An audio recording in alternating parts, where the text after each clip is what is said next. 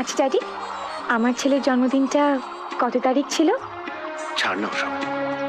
ছাড়বো কেন? জীবনে সব কিছু ছেড়ে দিতে পারি, কিন্তু এই কথাটা ছাড়া আমি বাঁচতেই পারবো না। বলো না ড্যাডি, ওর জন্মদিনটা কোন তারিখ? 22শে ডিসেম্বর। ঠিক না? আমার ঠিক মনে আছে, কারণ তোর ছেলের জন্মার ঠিক 3 দিন পর ক্রিসমাস ছিল, আর সে বছর আমার বাড়িতে লাইট ডেকোরেশন হয়নি। হ্যাঁ